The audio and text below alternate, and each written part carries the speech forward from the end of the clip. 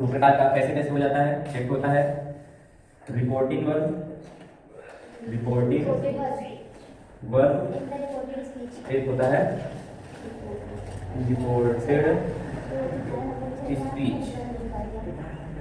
ठीक है, तो फिर इधर इधर ध्यान लगाएगा ना कंटिन्यू।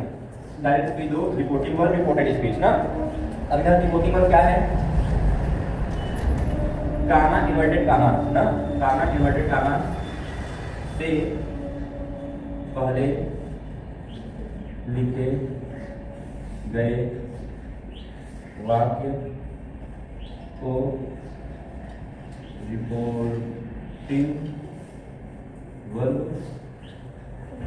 और इधर क्या होगा रिपोर्टेड स्पीच में कामा इन्वर्टेड कामा से पहले, ठीक है, अंदर लिखे गए वाक्य तो क्या कहते हैं, रिपोर्टेड स्पीच। ये बात समझ आई। इन्वर्टेड कामा से पहले लिखे गए वाक्य को रिपोर्टिंग वर्ब, और इन्वर्टेड कामा के अंदर लिखे गए वाक्य को रिपोर्टेड स्पीच। अब पूरा हमारा सेंटेंस इसी को फॉर्म में चलेगा ना, जितना हमारा फ्रीक्वेंसी होगा इसी रूप में चलता है। उसके बाद आप कई पॉइंट्स देखे हो कि जब डायरेक्ट बनाया जाता है तो कामा इन्वर्टेड कामा के स्थान पे कामा और फिर इन्वर्टेड के स्थान पर क्या लगाते जी, कनेक्टिव का यूज करते हैं। कनेक्टिव का प्रयोग, कनेक्टिव का प्रयोग मतलब कोई भी कनेक्टिव हम लगा देते हैं ना, जैसे कभी कभी कामा लगता है, कभी क्वेश्चन वर्ड लगता है, कभी इफ लगता है, तो अलग अलग वाक्य में अलग अलग प्रकार लगता है। फिर क्या करते हैं, पर्सन को बदलते हैं, किसको बदलते हैं, पर्सन को बदलते हैं,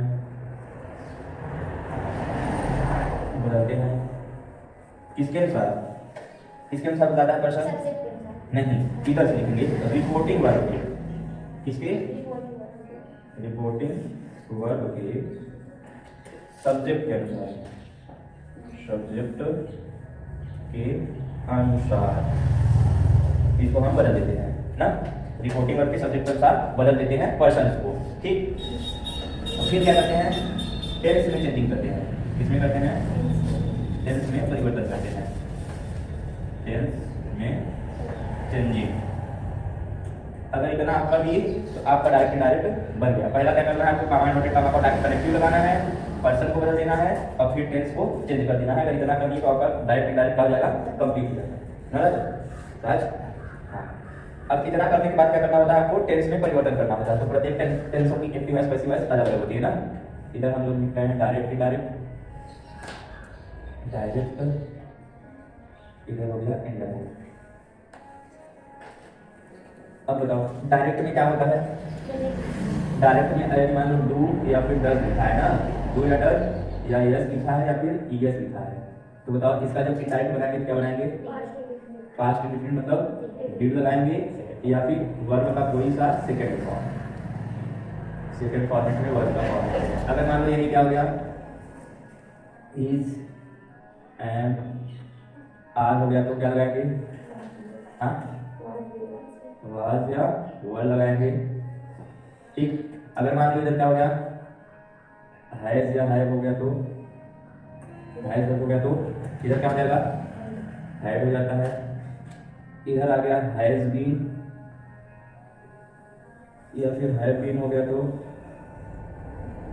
अगर हैज बीन हैव बीन हो गया तो क्या करेंगे,